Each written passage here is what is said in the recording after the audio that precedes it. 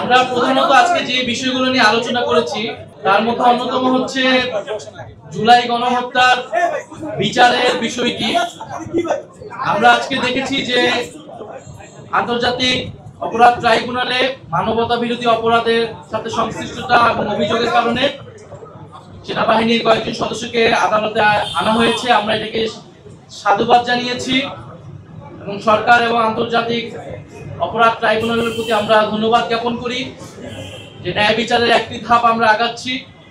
কিন্তু এর পাশাপাশি ইন্টারন্যাশনাল ক্রাইম ট্রাইব্যুনালের পাশাপাশি সারা দেশে যে মামলাগুলো হয়েছে জুলাই শহীদ পরিবারদের পক্ষ থেকে, আহতদের পক্ষ থেকে, সেই মামলাগুলোর বিষয়ে সরকারের কি পদক্ষেপ? আমরা দেখতে পাচ্ছি পত্রিকায় যে জামিনে আসামিরা ছাড়া পাচ্ছেন এবং তারা শহীদ পরিবার এবং আহতদেরকে হুমকি দিচ্ছে।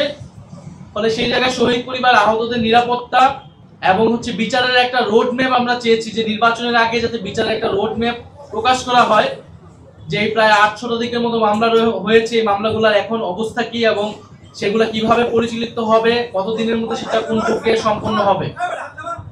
দ্বিতীয়ত আমরা জুলাই সনদ নিয়ে কথা বলেছি।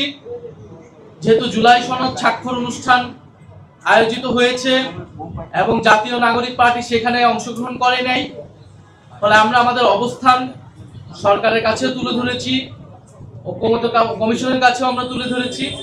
আমরা সেই কথাগুলো পুনর্ব্যক্ত করেছি যে জুলাই সনদের শুধু কাগজে মূল্যে আমরা বিশ্বাসী নই, ফলে জুলাই সনদ বাস্তবায়নটা কিভাবে হবে সেইটার সম্পর্কে নিশ্চয়তা পাওয়ার পরে আমরা স্বাক্ষর করব। সেক্ষেত্রে জুলাই সনদ আমরা একটি সাংবিধানিক আদেশের কথা বলছি, যে আদেশটা ডক্টর মোহাম্মদ ইউনূস প্রধান হিসেবে উনি জারি করবেন।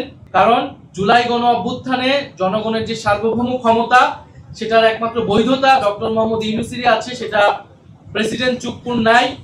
ফলে সাংবিধানিক আদেশ যেটা সংবিধান বহির্ভূত হিসেবে দেওয়া লাগবে সেটা কোনোভাবেই প্রেসিডেন্ট চুপ্পু দিতে পারবে না, সেটা ডক্টর মোহাম্মদ ইউনূসকে দিতে হবে। সেটার আইনি এবং রাজনৈতিক কারণ আমরা ওনার কাছে তুলে ধরেছি। দ্বিতীয়ত নোট অফ ডিসেন্টের বিষয়টা আমরা বলেছি, নোট অফ ডিসেন্টের কোনো কার্যকারিতা থাকবে না। সবাই এই বিষয়গুলোতে ঐক্যমত হয়েছে। জুলাই সনদ যেই বিষয়গুলো রচিত হয়েছে সেটাই পুরোটা গণভোটে যাবে এবং গণভোটের মাধ্যমে অনুমোদিত হলে পরবর্তী সংসদের একটা গাঠনিক ক্ষমতা থাকবে, যার ফলে তারা একটি সংস্কারকৃত একটি নতুন সংবিধান তৈরি করবে।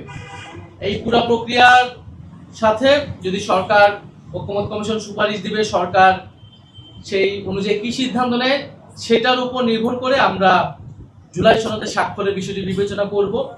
সরকারের কাছে আমরা আমাদের দাবি জানিয়েছি এবং এই দাবিগুলো যাতে বিবেচনা করা হয় এবং সরকার যাতে সেই পথে সেইভাবে যৌক্তিকভাবে এই জুলাই সনদ বাস্তবায়নে আগায় সেই বিষয়ে আমরা জোর দাবি জানিয়েছি। দ্বিতীয়ত আমরা নির্বাচন কমিশন নিয়ে উদ্বেগ জানিয়েছি। নির্বাচন কমিশনের গঠন প্রক্রিয়া, নির্বাচন কমিশনের বর্তমান আচরণ আমাদের কাছে মনে হচ্ছে যে এটা নিরপেক্ষ হচ্ছে না, এটা স্বচ্ছ হচ্ছে না এবং নির্বাচন কমিশন সাংবিধানিক প্রতিষ্ঠান হিসেবে যেভাবে কার্যক্রম করার কথা ছিল সেটা করছে না। কিছু কিছু দলের প্রতি পক্ষপাতিত্ব দেখা যাচ্ছে এবং কোনো দলের প্রতি বিমাতা সুলভ আচরণ তারা করছে। পুরো বিষয়টা নির্বাচন কমিশন নিয়ে আমরা বলেছি। বিগত সময়গুলোতে নির্বাচন কমিশন যেই পদক্ষেপগুলো নিয়েছে সেখানে কিভাবে তাদের পক্ষপাতিত্ব ফুটে উঠেছে সেই বিষয়ে আমরা বলেছি। একটি সুষ্ঠু নির্বাচনের জন্য একটি নিরপেক্ষ নির্বাচন কমিশন প্রয়োজন। সুষ্ঠু নির্বাচন যদি না হয় এর দায় সরকারের উপরে আসবে, ফলে আমরা সরকারকে সেই বিষয়টি অবহিত করেছি এবং আমরা মনে করি যে নির্বাচন কমিশন এই মুহূর্তে পুনর্গঠন হওয়া প্রয়োজন। তৃতীয়ত আমরা জনপ্রশাসন এবং উপদেষ্টা পরিষদ বিষয়ে কিছু বক্তব্য দিয়েছি যে জনপ্রশাসনে যেভাবে বদলি পদায়নগুলো হচ্ছে সেটা আসলে কিসের ভিত্তিতে হচ্ছে, সেক্ষেত্রে নিরপেক্ষ এবং যোগ্যতার ভিত্তিতে পদায়ন হচ্ছে কিনা। কারণ আমরা বিভিন্ন জায়গায় দেখতে পাচ্ছি, শুনতে পাচ্ছি যে প্রশাসনে বিভিন্ন ভাগবাটোয়ারা হচ্ছে। বড় রাজনৈতিক দল হিসেবে যারা পরিচিত তারা নিজেদের মধ্যে প্রশাসন, এসপিডিসি এগুলো ভাগবাটোয়ারা করছে এবং নির্বাচনের জন্য তারা সেই তালিকা করছে, সরকারকে সেগুলো দিচ্ছে এবং উপদেষ্টা পরিষদের ভিতর থেকেও সেই দলগুলোর সাথে সে ব্যাপারে সহায়তা করছে। ফলে এইভাবে চললে সরকার নিরপেক্ষতা প্রশ্নবিদ্ধ হবে মানে সরকার যাতে নিরপেক্ষভাবে ফাংশন করে। আমাদের 2024 সালের ছাত্র জনতার যে অভ্যুত্থান, এই অভ্যুত্থানের শুরুটা হয়েছিল যৌক্তিক কোটা সংস্কার আন্দোলন দিয়ে, যেখানে সর্বপ্রথম রাজপথে নেমেছিল আমাদের চাকুরি প্রত্যাশী ভাই এবং বোনেরা। তো সেই জায়গা থেকে আমাদের কাছে তাদের যৌক্তিক দাবিগুলো সবসময় অত্যন্ত গুরুত্বপূর্ণ। আমরা সেগুলো নিয়ে সবসময় কথা বলে এসেছি।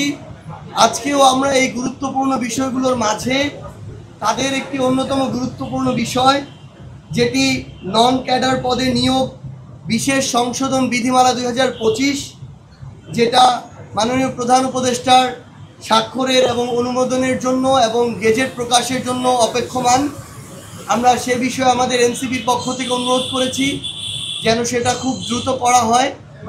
তিনি কথা দিয়েছেন যে এটা তার টেবিলে আসার সাথে সাথে আমরা প্রত্যাশা করছি আগামী সপ্তাহের মধ্যেই এটি অনুমোদন পেয়ে যাবে। পাশাপাশি আমরা জনপ্রশাসন মন্ত্রণালয় থেকে পিএসসিতে 43তম বিসিএস এর যে নন ক্যাডার প্রার্থীদের জন্য অধিযাচিত পদসমূহে যেগুলো রয়েছে নন ক্যাডারের, সেগুলোতে যেন দ্রুততম সময়ে এই তাদের সুপারিশের জন্য প্রস্তাব করা হয়। আমরা সেটা বলেছি, কারণ এটা বিশাল বড় একটা, আমরা মনে করি যে নৈতিকভাবে অন্যায় করা হয় যোগ্য মানুষদের সাথে। একজন মানুষ এবার শিক্ষা ক্যাডারে সুপারিশ প্রাপ্ত হয়েছে, পরের বার তিনি অন্য একটা ক্যাডার প্রত্যাশায় যখন আবার পরীক্ষা দেন কিন্তু পুনরায় শিক্ষা ক্যাডার পান, তখন তিনি সিনিয়রিটির জন্য পূর্বের ক্যাডারেই থেকে যান, শিক্ষা ক্যাডারেই আগের যে নিয়োগ সেটাতেই থেকে যান। দুইটা সমস্যা হয়, এক, ওই মানুষটি নতুন করে যে পদটি পেয়েছিলেন ওই পদটি খালি থাকে, এবং তারপরেরই যে যোগ্য মানুষটি ছিল তিনি ওই পদটা থেকে বঞ্চিত হন। এইরকম প্রত্যেকটা ক্যাডারেটি দেখা যায়। আমরা মনে করি অতি দ্রুততম সময়ের মধ্যে এবং আগামী সপ্তাহে এই সমস্যার সমাধান করা প্রয়োজন। আমরা সেই বিষয় নিয়ে কথা বলেছি এবং মাননীয় প্রধান উপদেষ্টা আমাদেরকে আশ্বস্ত করেছেন তার কাছে এই ফাইল আসা মাত্রই, যেহেতু এটি যৌক্তিক বিবেচনা হয়েছে ইতিমধ্যেই, তিনি এই বিষয়টিতে অনুমোদন তার জায়গা থেকে প্রদান করবেন।